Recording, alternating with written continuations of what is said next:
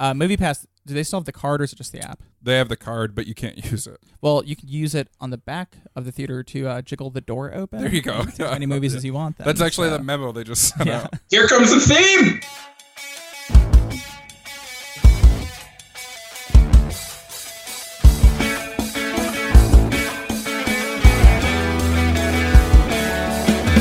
Hello and welcome to the Critical Breakdown, the podcast where we start at the bottom of Rotten Tomatoes and work our way to 100% fresh.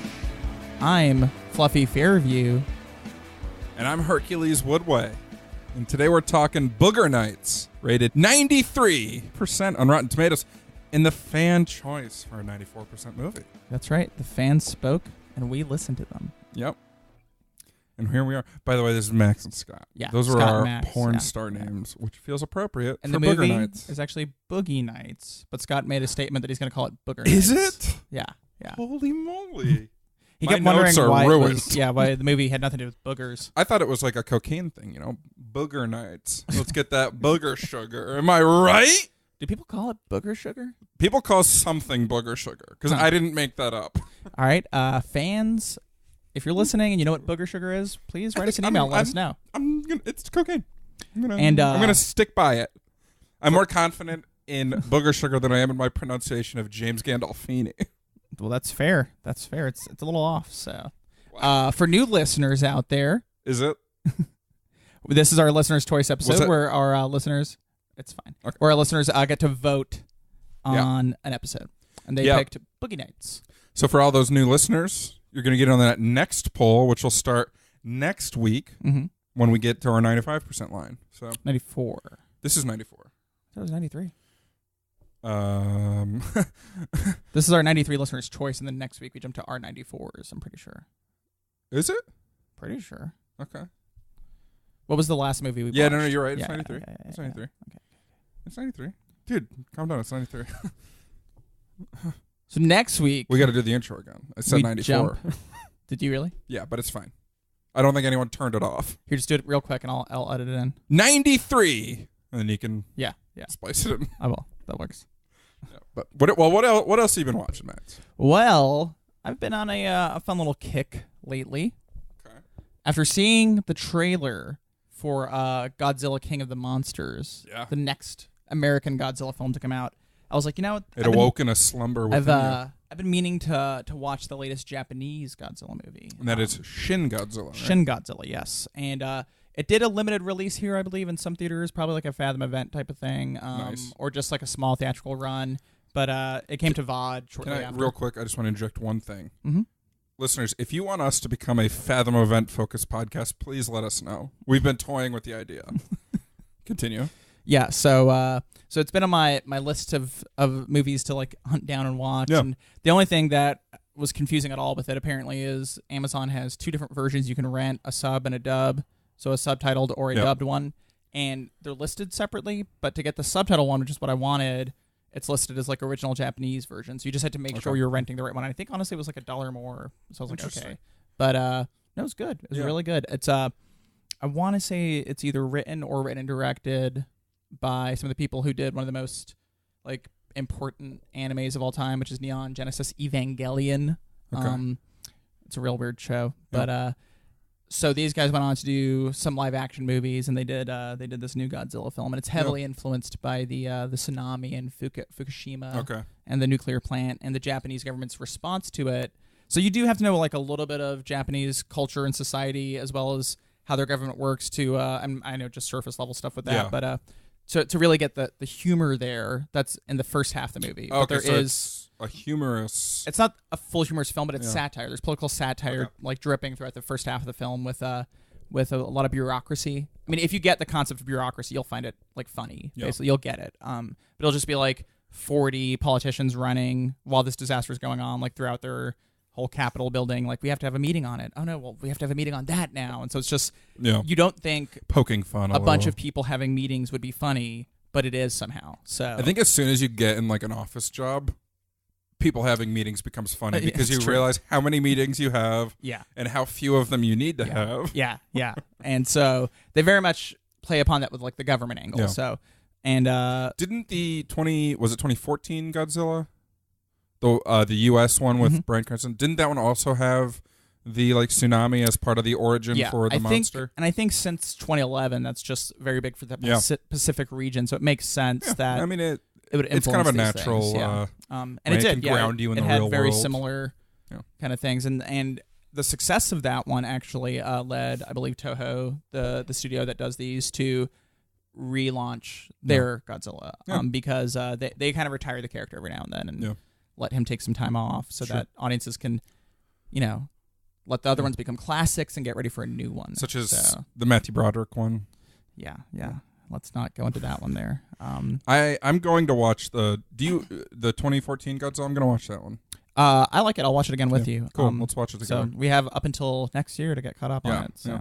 But like that's not really my genre. But I was pretty jazzed about that trailer too. I thought it looked cool. Yeah, I mean, with Godzilla, it's interesting because sure, there's funny ones that are like more of the '80s ones with the big guys and the kaiju suits fighting, and they're. But the original concept, is very much unique and cool, and it's talking a lot about the dropping of the bomb and what it did to Japan, and so there's ways to take that story and modernize it and still work. So the best kind of stories like that, it's like science fiction stories that are telling another story, and that's what this one is. And Shin Godzilla is cool because it has the same level of like realism that a Godzilla movie has, where it's a lumbering giant monster that you can't really define in certain ways, but then it's also a lot about humans at the same time. So the people in the movie are very much trying to accomplish a goal, and it's a lot about how they have to work together on an international scale. So it's not just smash 'em up monster stuff, even though some of that happens, but it's not the same but thing. it's not like the focus. There's more to it. Yeah.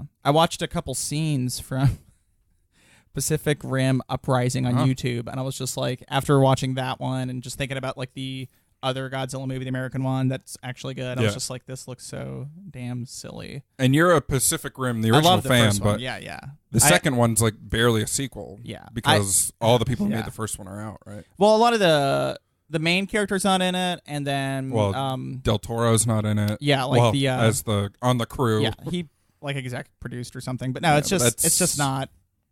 That's I had no interest in it basically from the trailers, and I just watched the scenes to see if there was anything there, and they were funny, but not good funny. Just kind of somebody made this funny. Yeah. So, and it looked like a lot of their own things they were doing kind of broke the mythos established by the first movie. So I was like, okay. Wasn't one of the things how did they call them kaiju in the movie? Yeah.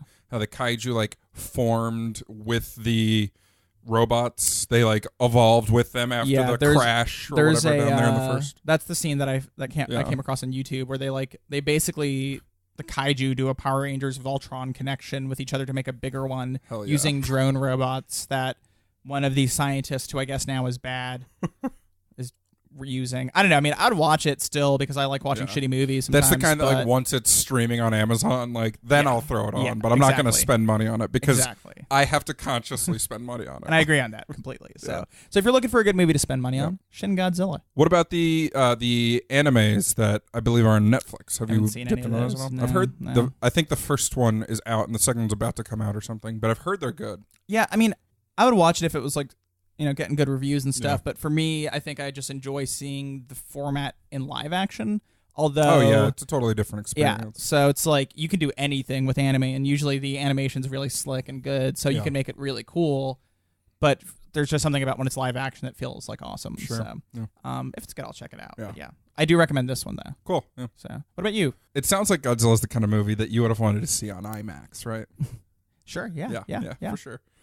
I happened to see a movie on an IMAX screen this week. Was it like legit IMAX? Yeah. Well, I don't know. It was at the Regal Stonecrest. Okay, I have no idea. The ticket was $17. So it better have been. It better have been. It did look good. It was Mission Impossible Fallout. Oh.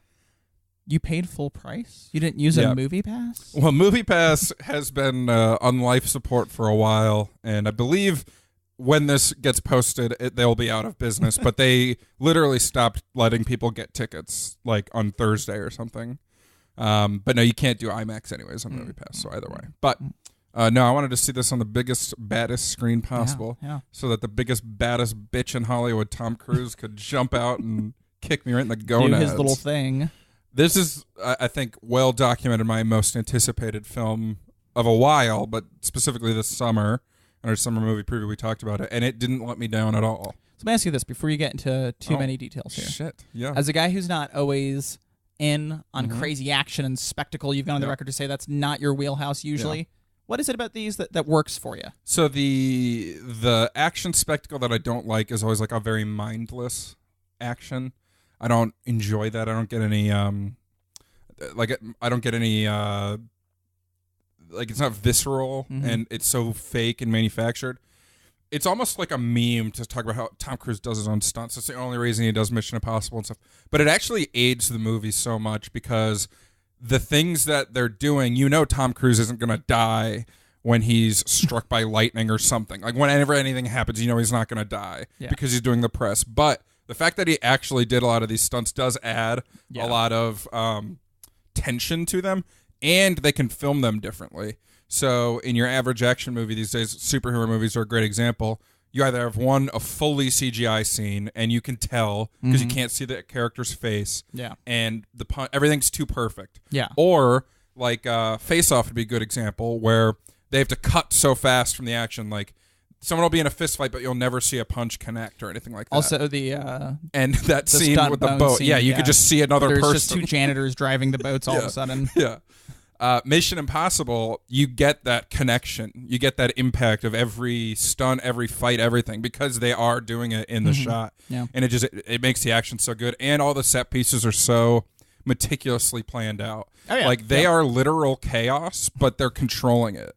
It's like, there's the Halo jump is one of the biggest stunts of this one. There's been a lot of like featurettes on it and stuff where they jump out of a plane at 30,000 feet or something. And I don't know what makes a Halo jump, but that's a thing. They did it in Godzilla too, apparently. Yeah. I think it's like you're above a certain line of the atmosphere. I think that is. Yeah, they had to have oxygen tanks and stuff. So, and they did that, and the scene is insane in this. Like they do it into a thunderstorm. What's crazy? It's bonkers. Because don't get me wrong. Kudos to Tom Cruise for doing these stunts. The crew has to do them with him. Oh, yeah. That's the crazy stuff to me. The camera work is like the unsung hero of all of this. Like, you'll have your camera dudes, multiple ones, obviously, and then, like, other technicians and engineers with them, and all the support staff you need to do it. They have to be there, too. Christopher McQuarrie was probably up there. Maybe. I imagine them jumping like a director's chair out to and him like sitting in it while falling and be like, they just have a platform with like the old school camera on top of it. Yeah. No, but the Mission Impossible movies, and the other thing I like so much about them is they do the spy fantasy perfectly, in my opinion. Whereas, like, the direction that the James Bond franchise went was towards that, like, Bourne, gritty, realism, all that. I don't really care about that. Yeah. In Mission Impossible, every movie, they put on the rubber mask to look like someone else, and it's, like, a big plot point every time. Yeah. They literally describe the IMF, the Impossible Mission Foundation or whatever their group is called as like Halloween people because all they do is put on masks. In this movie they do. That's funny. And then it becomes a plot point, and I don't know, it just works so well. And then this movie is written well. All the characters, when they're called upon, they do everything they need to do. There's actually a really good villain. This is the first time in the series really that there's been continuity between the films. Not that they have been separate, but a villain from Rogue Nation is the primary villain in this. Didn't I read right that this is McQuarrie directed both. Yeah, this is the first one that's actually a direct sequel. Yeah. And you could still go into it without having seen Rogue Nation. They do a good job at the start of like explaining. There's like a 1 minute scene of full exposition, which I never really like, and it's not really handled well here, but it's so minor in the grand scheme. And then once the plot actually starts, it doesn't really matter. That's cool. It aids the film a lot that Solomon Lane, the villain from the last one, is the villain here again because there's an established relationship and the stakes feel real. And it's really good, man. It's just a really good movie. I'll say this because I'm way behind on my Mission Impossibles, but I did enjoy. You watched 3. I watched 3. Yeah. I did enjoy Philip Seymour Hoffman a lot as the villain in that one, and just jumping a tiny bit forward, it's amazing to see him still in any movie where he plays like a scary villain in Mission Impossible 3, and then here he plays a character, Scotty, in the movie Boogie Nights, where he's just like a wet rag the whole time, but like in a creepy / funny He'll be in the background way. just like chewing his nails. So just kudos to him real quick. Yeah. But well, he always would melt into his roles. He becomes one of those the best characters, actors. So, but Yeah, We're still on Mission Impossible. I do intend to see this one. I want to get caught up. Yeah, but, I've got them all on Blu-ray, man. Yeah. And the interesting thing is, the last experience you had was with 3, and I think you could actually separate the series into the numbered editions and the named editions. Because after 3, it was Ghost Protocol, Rogue Nation, Fallout, and they're so different. The named ones are also. It's just like another level for me. Like the first one was Brad Bird directed it, and then Christopher McQuarrie's done them, and they all just kill it. I don't know. It like the first 2 in particular, but 3 a little bit too are campier, like very much that like spy espionage, like it was when the series Mission Impossible was a thing. Yeah. But then in these ones they ramp it up with the spy and the action going to like a whole other level, and I don't know. As soon as I left the theater, I wanted to see it again, and that's rare for me. The last movie I saw multiple times in theaters was, I think, Baby Driver. For me, it's always the Star Warses. Yeah. You know what? I did see Last Jedi twice. I intended to see the last Avengers one. Infinity War again, but I just never had time. Yeah. But I intended to. It's still in theaters. So. It probably is. Probably playing right next to Black Panther. Probably, yeah. Yeah. So. Yeah, I know it is still in theaters. Probably. That's the only thing you get with MoviePass. Just now you can't get anything. Yeah. No, it's an incredible movie. I am going to see it again today. Yeah. Like I already have my ticket. So MoviePass, do they still have the card or is it just the app? They have the card, but you can't use it. Well, you can use it on the back of the theater to jiggle the door open. There you go. As many movies as you want. That's actually the memo they just sent out. Yeah, they sent out a memo. They're like, we're having technical difficulties with our ticketing. You can still do e-ticketing, but e-ticketing is available in like one theater in Charlotte, the fucking Studio Movie Grill. Nice. You could get some Uber Eats from them too. Yeah, you can actually. We did look that up. That was weird. But no, it's really good. And you know what's funny? I saw another really good movie. I saw 8th Grade. Oh, nice. Yeah, Bo Burnham's writing and directing debut on a feature film. Good praise. It deserves it. What's the very brief summary of it? Obviously, I know it's coming of age about a younger kid going through their adolescence, but I mean, it's a coming of age movie about the last week of 8th grade. Okay. And like how it's hard to have self-confidence and put yourself out there. And I vividly remember my last week of 8th grade. That's interesting. Everybody does, man. Yeah. I still had a mustache. I hadn't shaved before. Wow. I think the picture day of 9th grade was when I first shaved. Nice. Yep. And then I shaved and I had a huge zit right underneath that beautiful crustache. It was ugly, man. Oh, man. And there were kids in high school who had beards. That really bugged me. Oh, yeah. You know? It's weird that the one guy I knew who had like a mustache since like 8th grade, I mean, now he just looks like he's like a 55-year-old cop, but he's my age, and he's not a cop. So it happens sometimes. Yeah. So I saw Incredibles 2 as well, and it's fine. If you saw the first Incredibles, you'll like the second. Yeah. Man, you knocked out some films. I mean, you know, and this is what I do. We also watched House of the Devil. I do what I do. Yeah, we did. We had a very fun experience watching that. Yeah. We watched it on the night of the lunar eclipse, which was not visible from our location. But what was visible was the big-ass inflatable screen we put up in our friend's backyard and watched it off a projector. Yeah. The sound was very quiet. Yeah. We're going to work on that. We'll daisy-chain some speakers next time. We're going to DC some speakers, but... yeah, no, I mean, it was fine. It was a cool movie. Yeah. Enjoyed it. Okay. It's good. I don't know why I said nice. Yeah. It's a scary movie, so if Scott enjoyed it, we had a good time with him. You know, I enjoyed the experience more than the movie. The scares were scary. There were a couple some cheap scares. Jump scares, but there were some legit good There were some scares very cheap jump scares where they literally just like superimpose a devil onto your screen. Which even with a jump scare, at least somebody's like moving towards a window and then a jump scare happens. Yeah. This one was just like, devil, I just scared a bunch of people listening, you know. And I'm going to do it again at some point later in this episode. You'll have to listen to find out when. Yeah. Double snap. That was only one. I can't do it with this hand. Here's my... So speaking of using your dominant hand. Here we go. We watched Boogie Nights this week. Yeah, dude. Booger Nights. What's the plot synopsis of Booger Nights? It's the rise and fall of a young man in the Californian pornography industry of the late 70s and early 80s. Yeah, it's Paul Thomas Anderson, you know? Yeah, PTA. Second time he's won our poll. He's been the big winner so far of this fan vote. It's funny that we he wouldn't keeps have one of fucked these around fan with votes PTA unless it was for the fans. with such a limited release of his films. He still gets that fan vote. Yeah, expand on that. Apparently, Paul Thomas Anderson has never had like a wide release movie. Yes. So he the widest release a movie of his has had is like 1,600 theaters or 1,200. Remember which film that was? Might be on another tab. It's not. It was There Will Be Blood.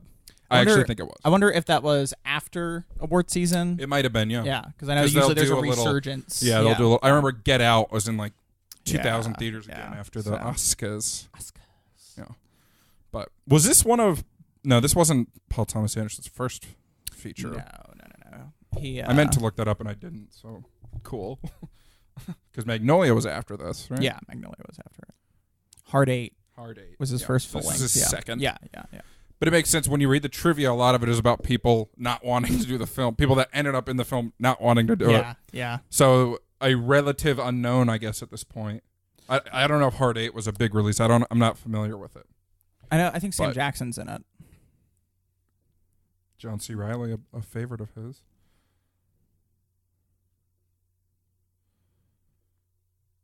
Yeah. Yes. But regardless, there's a lot of stories about how like Burt Reynolds turned down the film 8 times and agents urging actors not to look at the scripts and Apparently, stuff like that. Burt Reynolds, when he saw the rough cut, was like, this is the biggest mistake I've made in my life, was like super angry about it. Fired his agent. Fired his agent. And you know what? He hasn't done a lot of big roles since then, so... But one thing, Paul Thomas Anderson and him, they got into a big fight over it. Like, that almost turned into fisticuffs. And apparently Burt Reynolds was, like, grabbing him by the collar and yelling at him Josh as if he was his Trank son. Yeah. And just like, you fool, you young idiot, like stuff like that. Like stupid dad insults, kind of. I want my new text tone to be Burt Reynolds calling me a young idiot. But no, apparently during the whole like courting process for getting Burt Reynolds into the movie, one of the things PTA said was, if you come at this role with the passion and anger that you just brought at me for trying to get you in this movie, he's just weeping while he says it. Yeah, he was like, you'll most likely get recognized by the Academy. Like, they will nominate you. You will win. He didn't win, but he was nominated. He was nominated. He won a Golden Globe. Yeah. This is the only time he was ever nominated for an Oscar. So. And he's good in the movie. I mean, he's great. He's really good. Yeah. So he should listen to someone like PTA, but obviously his career path has gone different routes since then. He's still an icon. He's going to be in Once Upon a Time in Hollywood. So that's a smart choice on his part. That'll help. Yeah. What if he's playing the same character? Probably not. But yeah. So who else is in this movie? Oh, dude, there's so many people in this movie. So many. Mark Wahlberg, who I've been all over Marky Mark recently because I watched Patriots Day. Yeah. Loved him in The Fighter again. I watched something else of his recently. Departed? The Departed. Mark's been a frequent guest of this tier. And I never took Mark Wahlberg very seriously, even having already seen The Fighter and The Departed and stuff. But now that I've watched this run of movies of his, I'm on Team Mark. There became this kind of like meme with his worst movies he does. Over Donnie. Mark for sure. Over Donnie. But there's like this memeing of him at one point with like the SNL skit and stuff where he's kind of him doing a Transformers movie. The Happening. Yeah, like all these bad movies he did, I think, and he has a questionable past himself. But yes, I'm not. That's a different conversation. Yeah, Donnie over Mark off the screen. Yeah, but on a an acting, a professional skill, like he does have chops, man. He's fine. I was very questioning of him when we first got into his realm here, but. Yeah.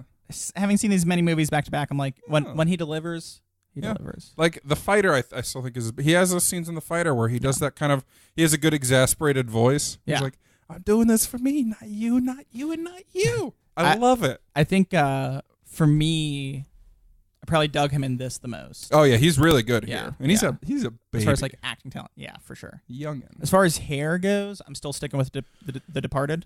Oh yeah, for sure. But this one, the performance. What's funny is I think every Mark Wahlberg movie we've watched, he's wanted to do a sequel of about his character, and it's like, no, Mark, that's not what this movie. Yeah. This movie wasn't about you actually boxing. This movie wasn't really for your character in The Departed. He was like, let's do a sequel about my guy, about Jimmy. I don't think that was his character. I wonder how many sequels. I guess that father one with Mel Gibson. The father one. Oh yeah, Daddy's Home 2. Yeah, that's the sequel. I wonder if he pushed for that one. Well, he was in Daddy's Home as well. I know, that's what I'm saying. Like, okay. He pushed for that sequel. So. Yeah. There's the Transformers sequels, Yeah. He'll be brought into the M. Night Shyamalan cinematic universe. Oh, shoot, spoilers. I hope so. I hope not. We're getting lost in the weeds here. Mark Wahlberg. We're not. Mark Dirk Wahlberg. Diggler. Dirk Diggler. He was in a few sequels for this, too. Just pornos.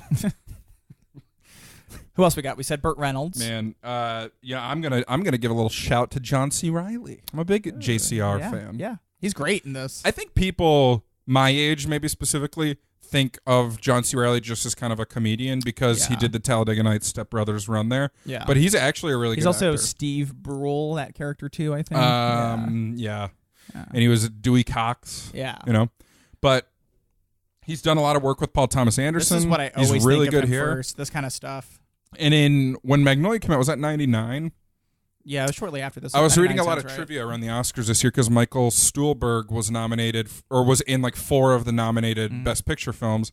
And in 99, John C. Reilly was in like 3 or 4 of the Best Picture noms. And that was when there was only 5 Best Picture noms. So, which is pretty fucking cool. So and he's never going to be the lead of a movie like this, but he's a really good character actor for it. I mean, if he was a lead, it'd be a really different movie. Yeah. But the way he is in this movie is like perfectly played on his character because he's just a porn actor. He's like a child, basically. Yeah, he's very not a child childlike, porn actor, but he's very immature. Yeah. But he's also kind of like a decent friend to a degree. Yeah, no, he definitely is. Yeah. He's with Dirk through thick and thin. Yeah, and so I mean, he's always trying to be supportive. That's the thing with this movie is it's about the pornography industry, but it's not about porn and it's not about sex.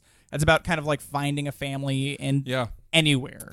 And also like the idea of redemption and what that means within that unit. Oh, yeah. So it's kind of like Richard Linklater does a lot of slice of life movies is what I call them, but like movies like Everybody Wants Some and Dazed and Confused where there's not a antagonist or an antagonistic force at all. Yeah. It's really just about this passage of time and how the characters weave through it. Yeah. And that's what this movie is for sure. Yeah, and I mean, if there's antagonistic forces, it's usually from within the characters' struggles of themselves. But like, but I get what you're saying. It's not like an enemy. A cop, like Kyle Chandler could play a cop trying to take down the porn industry or something, and that would have been a real antagonistic force, and it would have made the movie worse. I mean, it would have been a different film. It doesn't serve. It's a different the film story because that's a story about porn then. Yeah, and this isn't about porn. No, this is like 5 or 6 interweaving stories about like they're almost character vignettes. Yeah, and it's interesting because it's different levels of like empathy you feel for these characters too, and they weave you in further. I believe the character played by Don Cheadle, is he named Buck? Buck Swope. Yeah, Buck Swope. When you first meet him, he's goofy. He's dressed as a cowboy, trying to sell some stereos, and the guy's not taking him serious. Then he's dressed as Rick James. Yeah, he has a moment where he's dressed like Rick James because everyone keeps questioning. They're like, the cowboy thing isn't working. And he's when we first meet him, he's dating a fellow porn actress who I can't think of her name. Yeah, I didn't write it down. She was just in the first half, basically. So, she obviously has issues with how he's representing himself, and that fizzles out. And then he's by himself, dressed like Rick James. Yeah. And then that's when he meets the character played by Melora Walters. I don't remember her name. I didn't write that down either.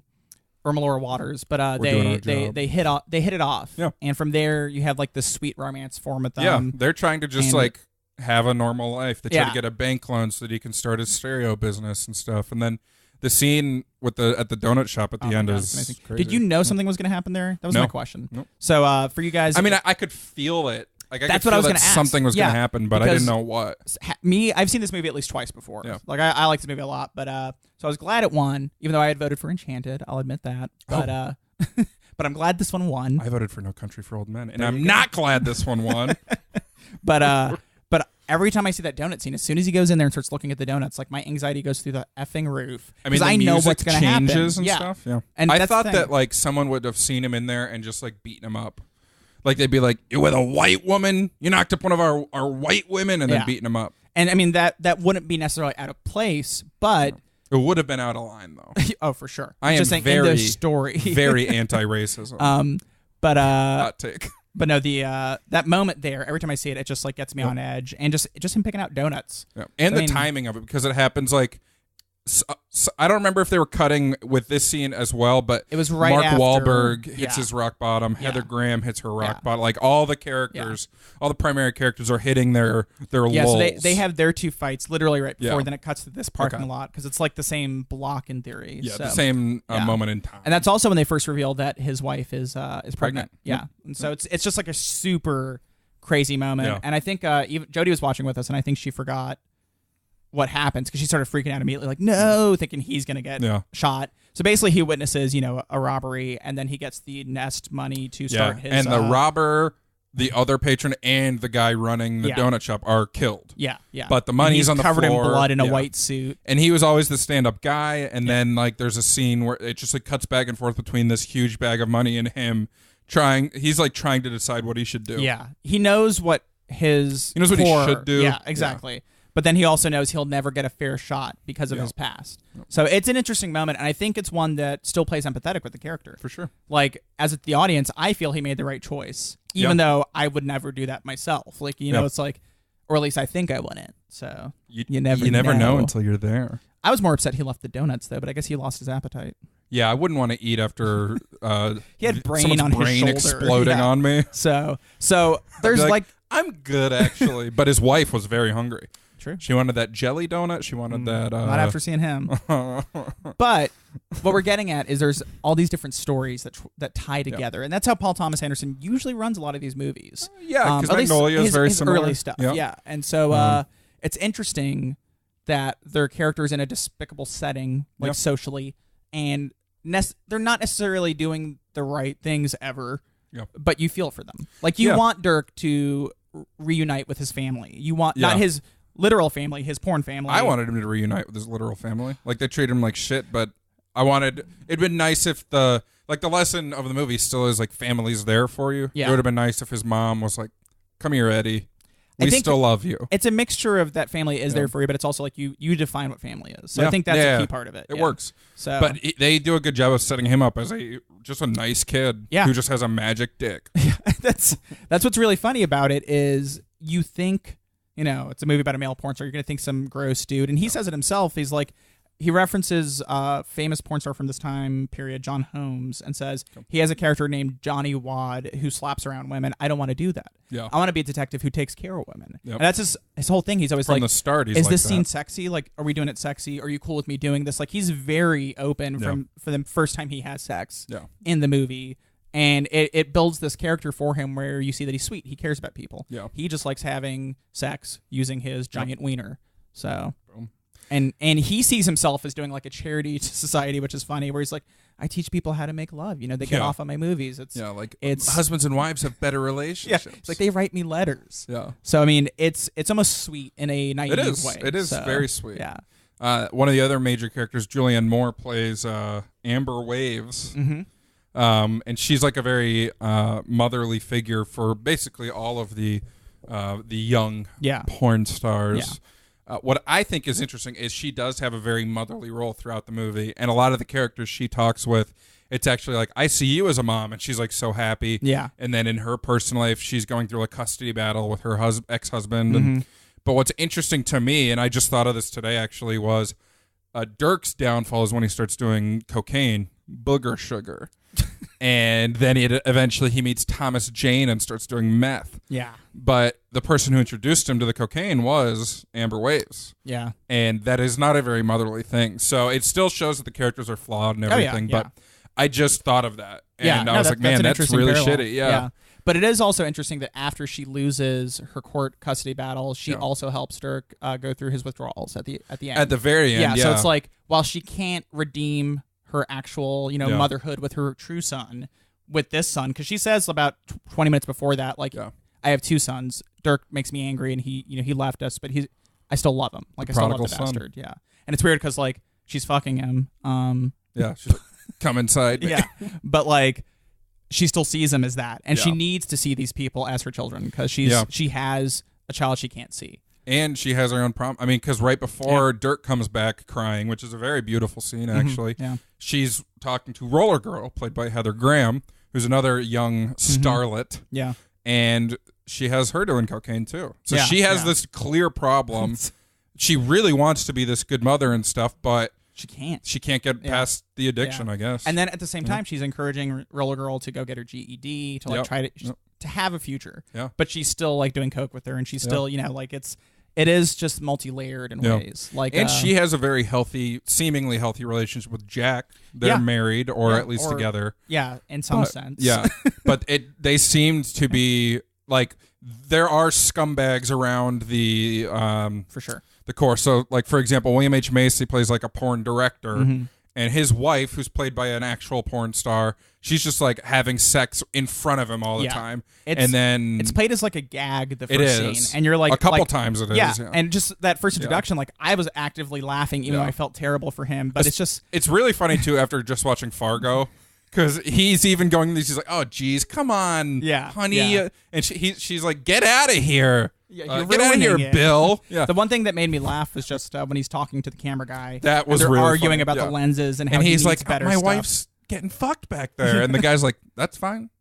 That's fine. We need more lights for this scene. Yeah. And he's like, come on, my wife's having sex behind me. It's really weird. And then the funniest like period at the end of that sentence is when Lil Bill walks away, and the cameraman just like looks over his shoulder, then walks to go watch the sex.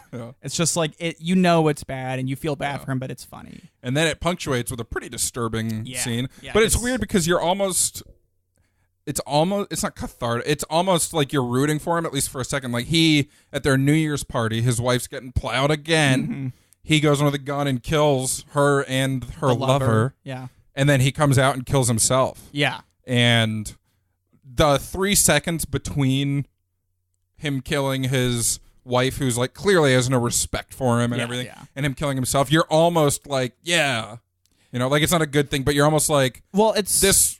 When he marches away the first time, you're like, maybe he's finally sick of it and he's going to drive off. And then you're also like, well, maybe he's going to do something crazy. And then he does. Yeah. And then it's just more shocking because he shoots himself in the head. Yeah. That's how they ring in the new year. Yeah. That's how they end Everybody the 70s. Screams. So. What's funny is during either test screenings or just like some of the initial release at a screening that Paul Thomas Anderson was at, where there was a bunch of students. I'm assuming film students, not like high schoolers. I hope so. Film students were watching the film, and after William H. Macy kills his wife and everything, all the kids started cheering, and Paul Thomas Anderson got nervous. He was like, I don't think I did this scene right. Like, why are they cheering? And then when he kills himself, they got dead silent. Yeah. And he's like, no, I did do that scene right. That's funny. Yeah. But, that was she was played, I looked it up, by actress Nina Hartley. Yes. Porn actress Nina Hartley. I wasn't sure whom it could be. Yeah, but apparently she gave out, and we won't say it, but she gave out some funny. I think we can say it. She gave out some her instructional movies, some of her adult films to the crew and cast after she finished filming. Yeah. And some of them had funny titles. You can mention one if you want. I believe she gave William H. Macy Nina Hartley's Guide to Anal Sex. Yeah, so I wonder if he ever watched it. I imagine so. God, Max, that's disgusting. Why are you imagining? I don't wonder that. Why are you imagining? I don't wonder that, but I imagine so. I can see Max imagining an armchair. Macy enters screen left. You mentioned a minute ago that Thomas Jane's in this film. Yeah, he plays, what was his name? Todd. Like another young hotshot porno actor. He has a pretty he was amazing a stripper too. Climactic scene. Because he really comes into play, like you said, during Dirk's downfall, during his drug phase. Yeah. There's some amazing moments in that whole sequence because we see John C. Reilly's character Reed and Dirk trying to cut an album at a studio. Yeah, they're singing a song. Do you remember the song? You got the touch. You got the power. Yeah. No, but it was a song I feel like I'd heard before, and you said it was on the Transformers soundtrack. Yes. And if you listen to it from the Transformers soundtrack, it's amazing. I might play a snippet play here. A little snip. You got the touch. You got the power.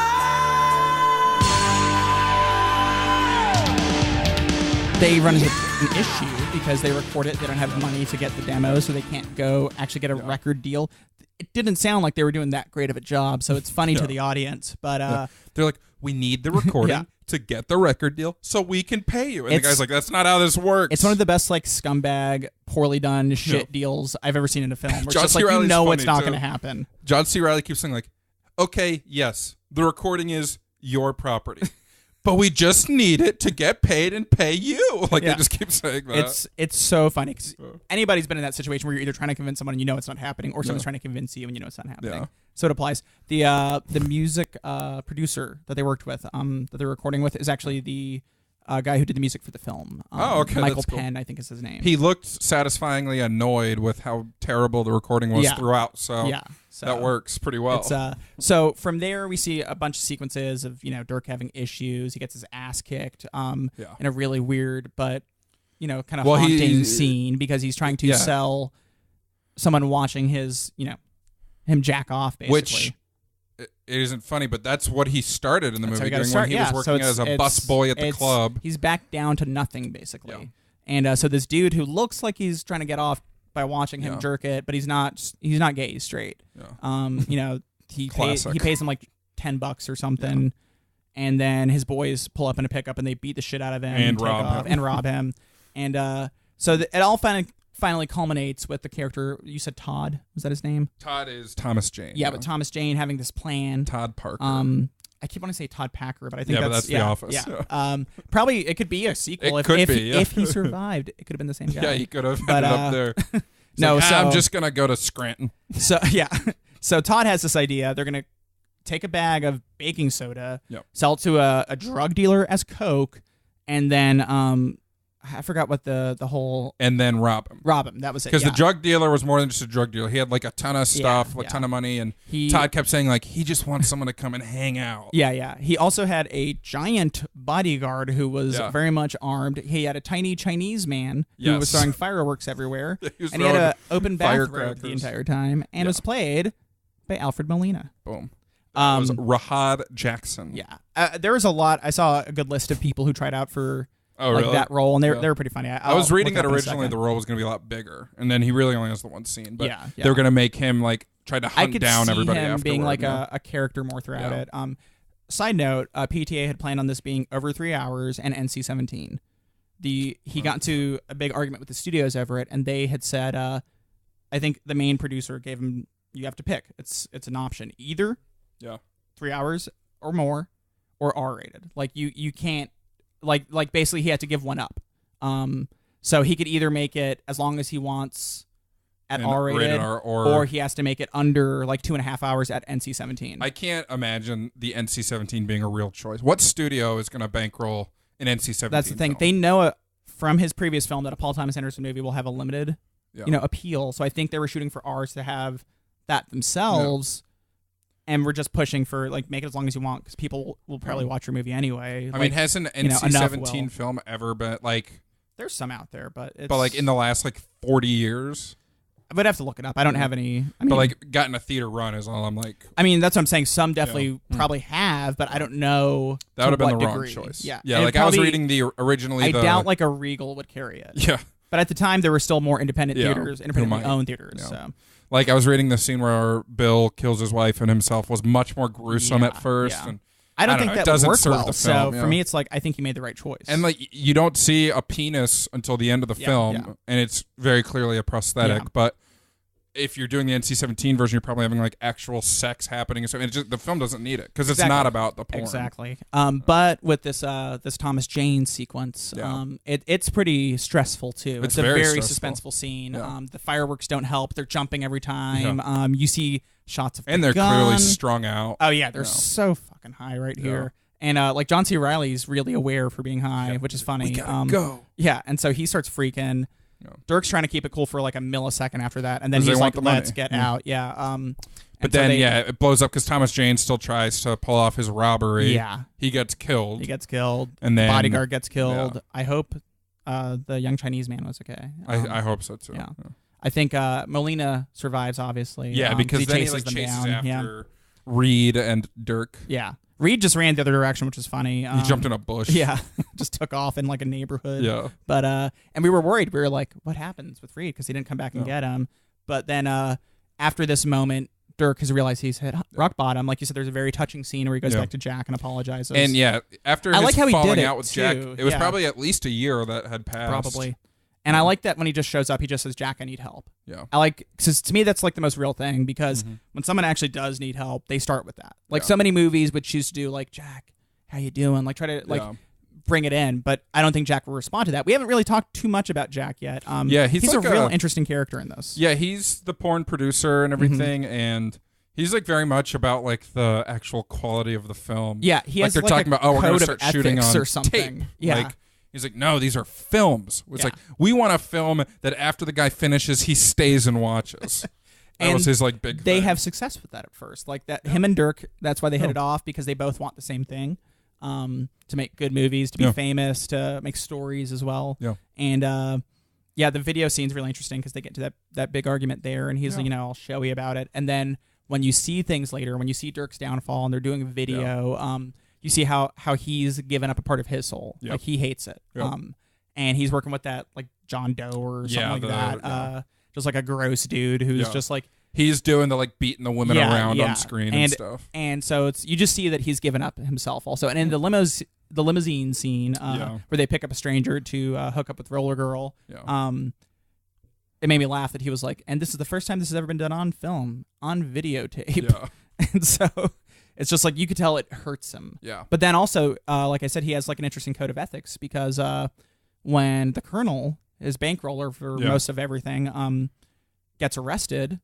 Previously he had seen the Colonel had ran into some issues with like coke and bringing coke girls over and stuff. And it's the cocaine's everywhere, so like if he gets arrested, especially at this you time assume period. that's what it is. So it's like whatever. And so he goes to see why the Colonel's in jail. Yeah. He's like, this girl, she did too much coke, she died, blah, blah, blah. And he's like, oh, well, that's no problem. We'll get you out here in no time. He's like, well, there's something else. Yeah. And he has this really disgusting confession about child porn where he's been into that. He's like, I never touch them, I just watch it. And it makes your skin crawl. Yeah. Yeah, the way, I mean, it's expertly written and directed because like every time I see that scene, I want to vomit. That's got to be a hard scene to act. Oh, yeah, for sure. And I think this was actually the last role of that actor before he passed away. That is Robert Ridgely. I think I read that, but it's like a amazing scene because Jack just like hangs up the jail phone, and so you just see him like talking silently, and then he just like backs away and leaves, and it really paints Jack out to like be more. He's got some scrupes. He has scruples. He sticks to them. Like is you said, scrupes an okay abbreviation for scruples? Think so. Yeah, cool. He's got scrupes. So I'll stick with it. Scrupes also sounds like it could be like an STD. Yeah. Oh shit. Jack might have scrupes too. Dirk got the scrupes. But no, so he cares about his family, and he also cares about like what he believes is right, and he like cares about the industry. Yeah, he's very much an auteur within his realm, within his world he lives in. He's very much like a shining light, which is interesting. Yeah. So all the pornos start a Jack Horner film. Yeah, and I mean it's funny to hear how much shit him and Paul Thomas Anderson had because like. I get such a good vibe from him this movie, and then knowing like how much he's like the warm presence of the movie. Yeah, him and he's the father Moore figure. Yeah, so he's the daddy, neat, man. It's neat. He's but I don't know. This film, it's funny. Yeah, this is the first time I'd seen it. It's really funny to me. Yeah. Like I said, it's suspenseful. Yeah, it has heart. It's a good movie, man. Heart. Yeah. The sex scenes are interesting because they're very clinical when they show them. Yeah, they're not romantic. Yeah, and I imagine, I mean, I can't really imagine, but that's probably what actual porn is like. There's not much romance I'm guessing, in it, It's not like a steamy passion affair. There's very much artifice. The closest we get to like a romantic scene is just the flirty scene in the beginning when he's with that one girl who his mother hates. Yeah, it wasn't like Amber Lynn or something like that, Cheryl Lynn or something like that. But she's like, you're amazing when you do. And it's a sweet kind of scene, but like that was like real sex, I guess. Yeah, exactly. So I think it's there to paint that to show you what like a real, not like a love relationship, but an amorous relationship is like a carnal relationship. Yeah, and so it's showing that flirtation. Then when you jump to the first time Dirk's there to perform, and the whole set is shocked by the size of his member. Yeah. From then on, the sex is just like nothing. I mean, it's gross kind of in a way to see. It is. But it's interesting how they did that. Yeah. Like it's well done. Yeah. A lot of intent on that part. For sure. So, do you have any problems with the movie, like issues? I mean, not anything that like jumps out. Yeah. It's surprisingly like male centric. Yeah. In my opinion, like Heather Graham is not a major character at all. Like Julianne Moore is definitely the lead female, which is interesting. She was nominated for supporting actress for this, and I always, I never like when the studio or the production will purposefully like advertise an actor as a see, supporting role. I get it for this because literally Mark Wahlberg is the main role. Yeah, but I always imagine there's a lead actor and a lead actress, and then it's Sometimes. supporting after that. For me, this one, they're all supporting characters to Dirk. So I get that concept. When there's a really standout, like singular main character, I can see everyone else being supporting. Like Fences, well, I guess it came out 2 years ago now, but Viola Davis won for supporting actress, but she was very much a lead in that. She has as much screen time as Denzel, and I just don't like that. I feel like they do it to try and make the win a little easier. In that situation, I get it. Yeah. But then, that's what I felt like a little here. Like in Manchester by the Sea, there's not many female characters. So Michelle Williams would literally, if you just stuck that qualification, she would have to be the lead. Yeah, but, but she's that's a good point. Yeah, you're right. But I do agree also with your point that they do tweak it to make it work. So. And like with The Martian being nominated for like best comedy at the Golden Globes, that's definitely come on, jumping to them hoops. But yeah, I wish Heather Graham had a little more to do. Yeah, the females could definitely have more agency. Like in Julianne Moore has good plot lines and everything. They don't wrap up very well. Like you don't actually know what happens with the custody. You assume that she doesn't get it and everything. But I feel like they could have done a little more there. But Heather Graham, she's a big character at the start. Yeah, we see her get her GED. Yeah, that's true. We do see her get her GED. I mean, that's literally all we see. But like the middle third of the movie, she's basically not in. Yeah, So, and then like Don Cheadle's wife and stuff, she doesn't have much going on. And I don't know. It would have been nice. No, I agree on that. Especially because like in porn, the porn actresses are like the big, the BFD, the big fucking deal. Yeah.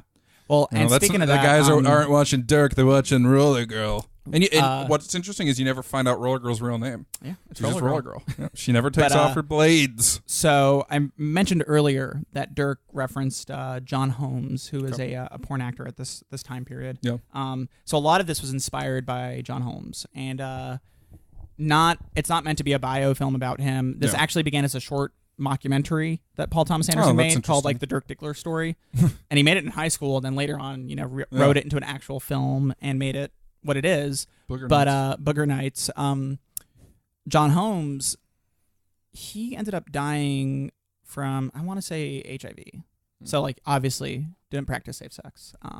But I think some of the crime stuff with the drug guy was like inspired by John Holmes' story because he had a really interesting story. Yeah. And then I know he was in and out of the industry for a while, but there was a lot of people from that era who criticized the film, a lot of actors and actresses saying, well, it's unrealistic that people would just really love Dirk Diggler.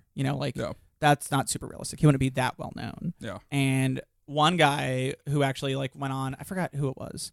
I had read it earlier, but another actor who had a pretty successful career throughout, I think staying in the adult industry, but had some longevity. It was like, no, it's actually pretty accurate. Like other than some small details, all of that seemed realistic. And I think he cited John Holmes as an example. Like people, I mean, we might not know who that is, but people to a degree from that time period still knew who he was. Right. So it's pretty interesting. Yeah. And the fact that they used obviously a lot of adult talent in the film is telling that a lot of people were willing to work with them. Paul Thomas Anderson apparently hung out with Ron Jeremy.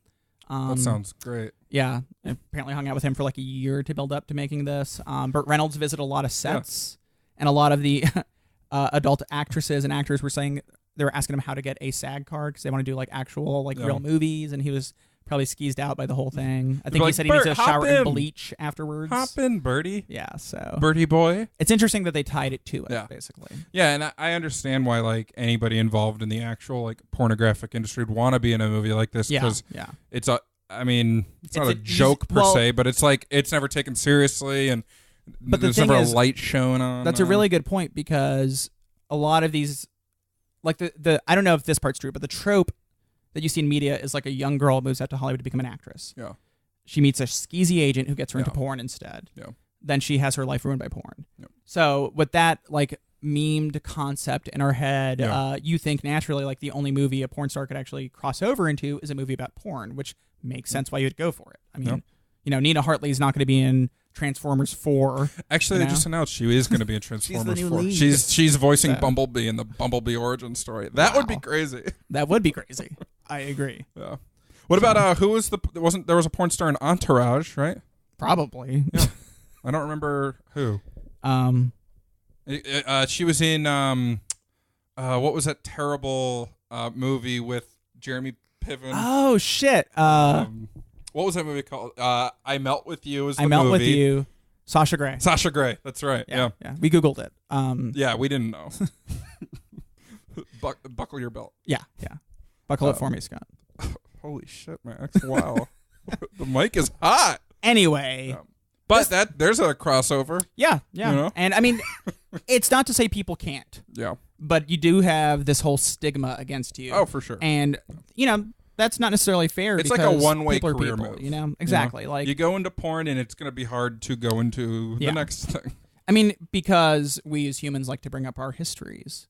We like to reference them. So it makes sense in this story why, like Dirk, his redemption is to come back to his family, to come clean and to get back into the industry, for us to see that giant wiener one more time.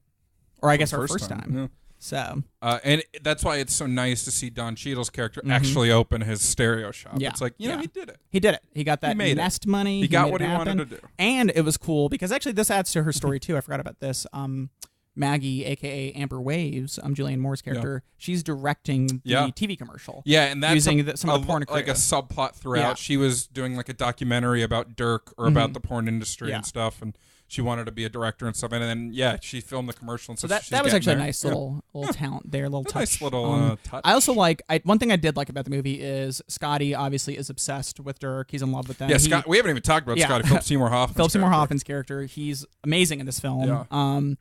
There's like you said earlier, there's scenes where he's like just biting his nails in the background, like freaking out about stuff happening. He's like a sheepish, maybe autistic, closeted gay man. Gay man. Yeah, and I would assume that was pretty common in the 70s, 80s. Yeah. But and every interaction he has, he's like very childish. Yeah. And he buys like a new car, and he's like, "What do you think, Dirk?" I want you to like my car. He's like, "Do you want to? We can take a ride together. Like, do you want to go together in my car?" Dirk's a sweet, nice guy, so he's like, "Yeah, we could go for a ride one day, man. Like, that's fine." Yeah. So, and then he kisses him. Yeah. And Dirk's like, "Why'd you do that, Scotty? Are you crazy?" Yeah.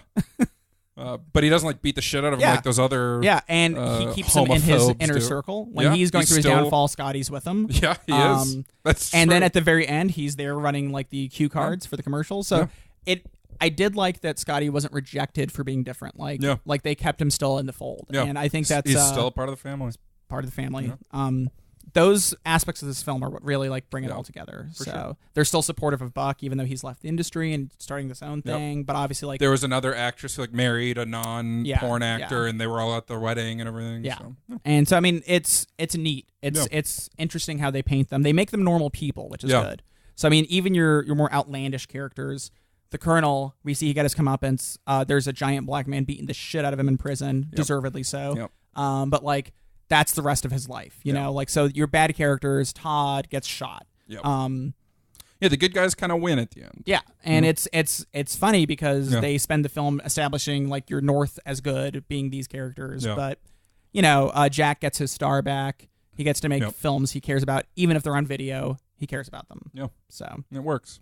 Well, that's Booger Nights. So now let's spend 40 or 50 minutes talking about our favorite pornos.